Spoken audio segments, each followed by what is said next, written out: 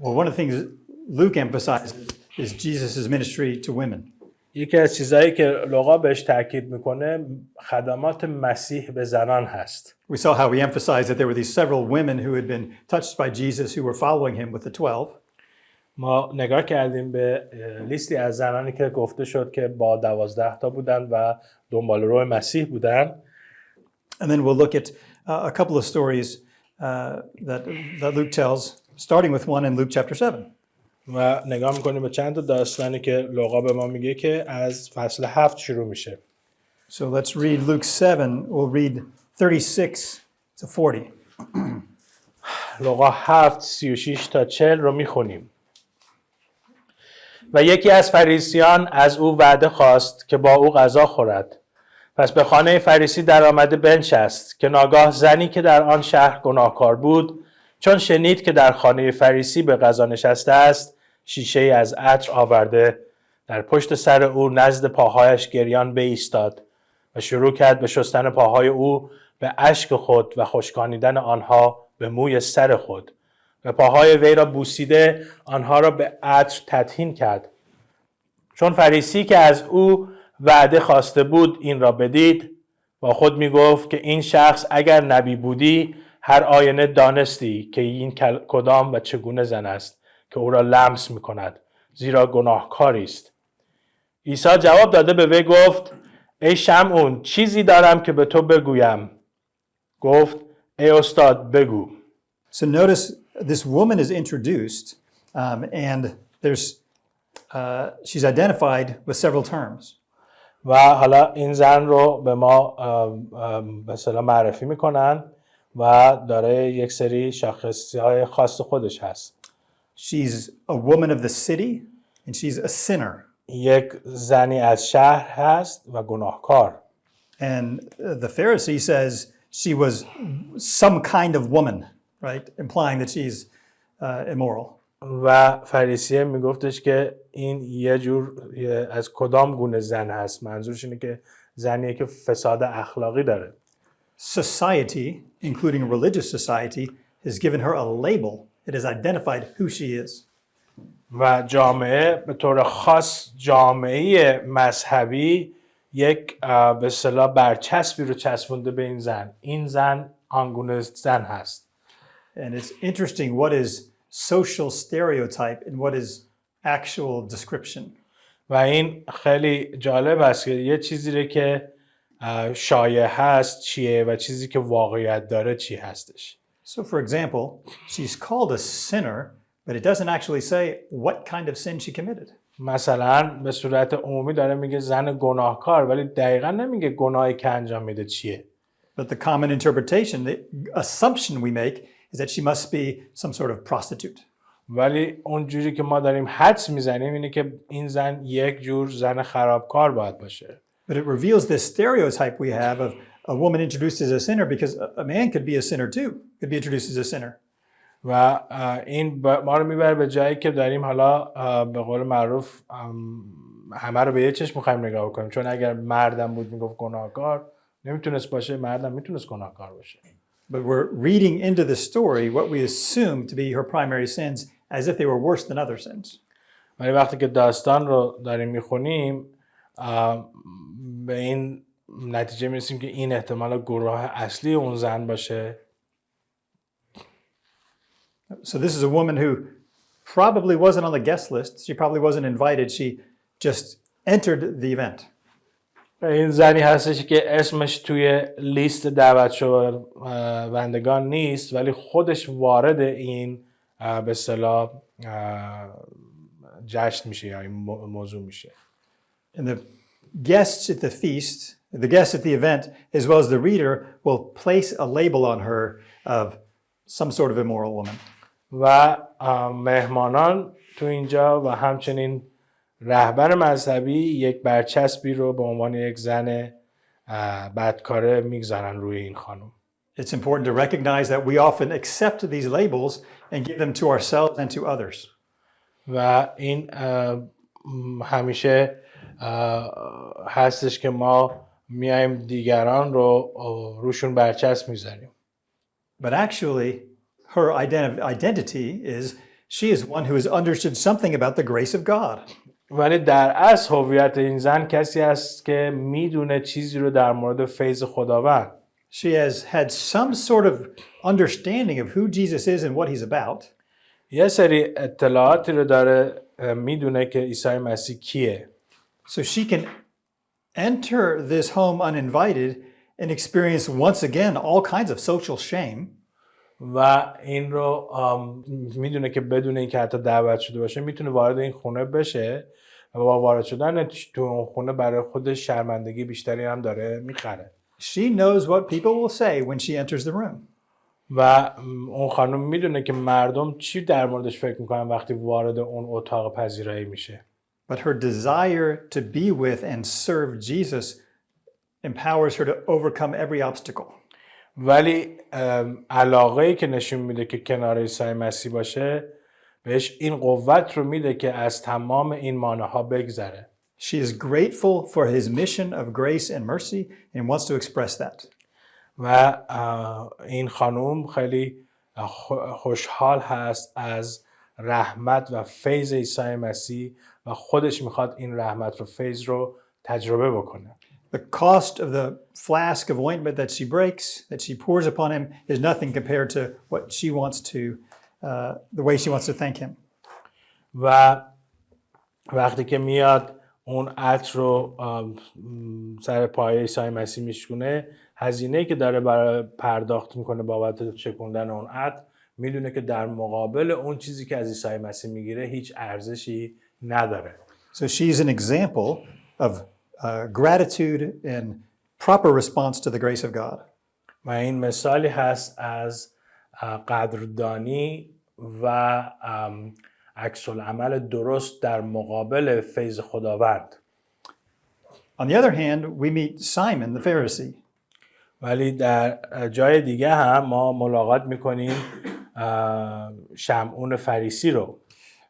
He owns a home, so he's among the wealthy class.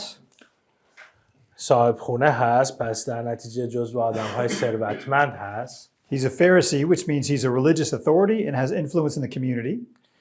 فریسی هست، پس در نتیجه از نظر مذهبی رهبر هست و با نفوذ هست در جامعه. But he has no category for a religious man who will have an encounter with a sinful woman. ولی هیچ چیزی از این که یک مرد مذهبی با یک زن گناهکار ارتباطی داشته باشه نمیدونه، یعنی نمیتونه بفهمه، درکش کنه. Jesus is not conforming to his social and religious expectations. و عیسی مسیح بر اساس انتظارات این فریسی برای رفتار جامعهش با مردم برخلاف اون انتظارات عمل میکنه. This woman is touching his feet in my house. این زن داره به پای او دست میزنه در خونه من. That is very, very inappropriate. و این خیلی خیلی خیلی زشت هست. But what is he worried about? ولی حالا نگرانی این فریسی چیه؟ He's worried about his reputation. نگران آبروی خودشه. What are people going to say about me? مردم حالا در مورد من دیگه میخوان چی بگن؟ People are going to say, you let that woman into your house. مردم میگن تو اجازه دادی اون زن بیاد تو خونت؟ He's actually afraid of what people are going to say about him letting Jesus into his house. و مهم از این ناراحته که مردم میگن که چرا اجازه حتی دادی عیسی مسیح بیاد تو خونت؟ Because we understand that he probably doesn't believe Jesus is real, is a real teacher, is a real authority. و احتمال زیاد فکر نمیکرد که عیسی مسیح واقعا یک رهبر با اقتدار مذهبی هست. So we see a contrast between between the woman and Simon. و حالا می‌بینیم که اینجا یک تضادی وجود داره بین اون زن و شمعون فریسی. The woman understands Jesus' mission and is giving thanks for his mercy. اون زن متوجه میشه خدمات عیسی مسیح رو و میخواد بره تشکر بکنه از رحمتش. The woman is committing herself to Jesus, saying, whatever I have, however much money it costs, is nothing compared to the way I give myself to you. اون زن میگه هر چیزی که من دارم، تمام متعلقاتم هر چقدر که برام هزینه داشته باشه مهم نیست که به پای تو بگذارم برای دریافت کردن خدمات تو. Simon, on the other hand, has no grasp or understanding of the grace of God and the dramatic nature of that forgiveness. ولی از اون ورم شمعون هیچ چیزی نمیفهمه در مورد فیض خداوند و بخشش خداوند. He's more worried about his own reputation than the truth that Jesus is teaching, and so he cannot receive Jesus' teaching. بیشتر براش آبرو خودش مهم هست تا تعالیم عیسی مسیح و نمیتونه تعالیم عیسی مسیح رو قبول داشته باشه. So just think about the reality of what it means that this sinful woman ends up being the hero and the religious leader, the respected leader, ends up being the villain in this story. حالا فکر کنید در مورد این حقیقت که چطوری زن گناهکار تبدیل میشه به قهرمان داستان و مرد مذهبی تبدیل میشه به منفور داستان. So Jesus holds up this particular woman as an example of faith, as an example of discipleship. و این مثالی که داره میزنه از این زن به عنوان زن با ایمانی هست که مثال خوبی برای شاگردی هست. And then we'll meet another woman in the middle of Jesus' experience of healing a little girl. و حالا یه زن دیگه رو ملاقات میکنیم در زمانی که عیسی مسیح داره یک دختر کوچولویی رو شفا میده. So let's read Luke chapter in the next chapter, Luke chapter 8. Let's start by reading 40 to 42. 8:40 تا 42 رو یکی بلند بخونه. و چون عیسی مراجعت کرد خلق او را پذیرفتند، زیرا جمیع مردم چشم به راه او می داشتند. که ناگاه مردی یایروس نام که رئیس کنیسه بود به پایهای عیسی افتاده به او التماس نمود که به خانه او بیاید، زیرا که او را دختر یگانه‌ای قریب به 12 ساله بود که مشرف بر موت بود. و چون می رفت خلق بر او ازدحام می نمودند. So first we meet Jairus, who's the ruler of a synagogue. اول با یایروس آشنا میشیم که رئیس کنیسه بود. So this is like Simon. He's a religious leader. He's respected in the community. و اینم مثل شمعون یک رهبر مذهبی است و بهش احترام میذارن تو جامعه. But yet he's facing a crisis. ولی حالا با یک به اصطلاح فاجعه روبرو هست. His only daughter is near death. و تنها دختری که داره میمیره. So even though most of his colleagues, most of his class is rejecting Jesus, he's going to express some kind of faith. و اگرچه بیشتر همکاراش عیسی مسیح رو دارن رد میکنن، ولی این میخواد یه مقدار ایمان رو تمرین بکنه در مقابل عیسی مسیح. So even though his group of people is going against Jesus, he says, "Hey, I'm desperate. I'm going to go see what this healer can do." و اگرچه بقیه دارن بر خلاف عیسی مسیح میرن، همکاراش، اون میگه نه، من واقعا دیگه راه دیگه واسم نمونده، میخوام برم ببینم این شفا دهنده چیکار میتونه واسه دخترم بکنه. Jesus' reputation is now known. He's healed other people of other diseases. Maybe he can heal my daughter. و حالا اون مثلا اسم و رسم عیسی مسیح رو دیگه همه میشناسن و میدونن که خیلی ها رو شفا داده، میخواد بره ببینه حالا چیکار میتونه بکنه برای دختر کوچیکش.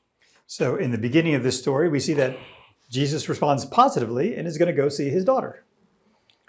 و اولش میبینیم که عیسی مسیح در مورد این موضوع مثبت هست و میخواد بره دخترش رو ببینه. Jesus is willing to interrupt his day to go care for a sick little girl. عیسی مسیح حاضره که برنامه روزانه‌اش رو تعطیل کنه و بره به این دختر کوچولویی که مریض هست رو ملاقات کنه. So even though he's an important teacher, even though he has a mission, he's going to go care for a young child.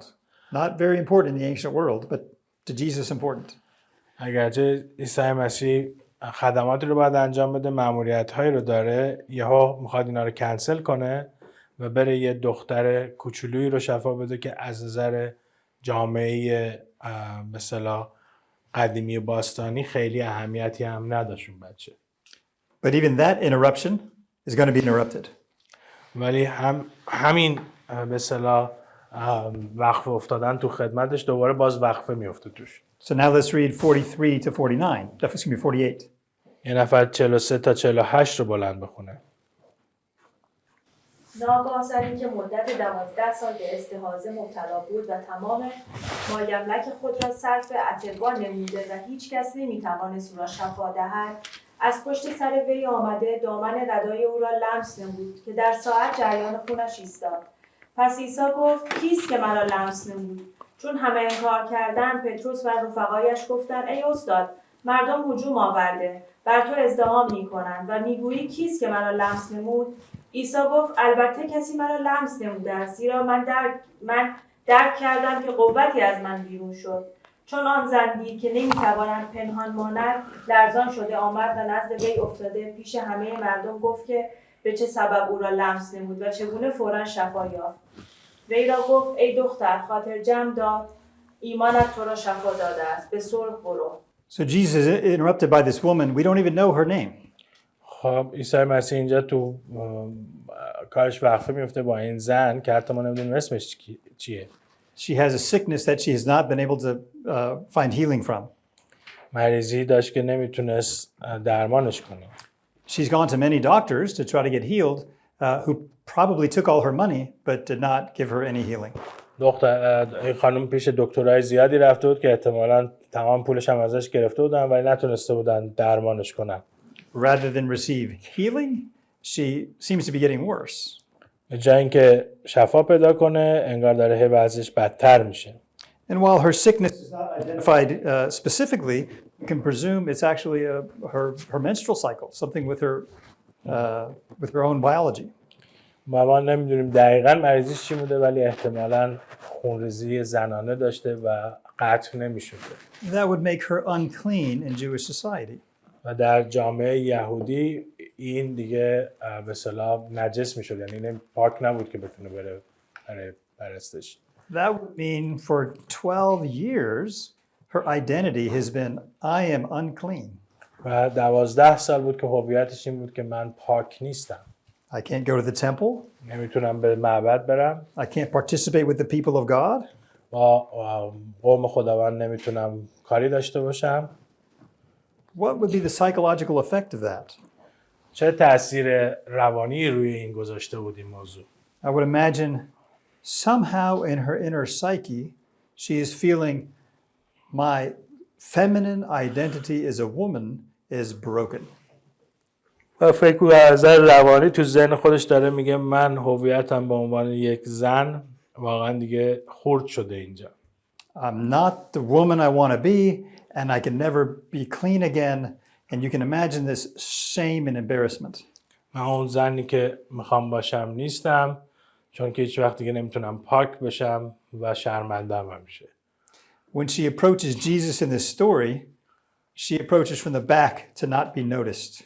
وقتی که به عیسی مسیح میخواد به تو داستان از پشت به عیسی مسیح میره نه از جلو که کسی او رو نشناسه. She's probably learned in 12 years how to try to work through a crowd of people without touching anyone.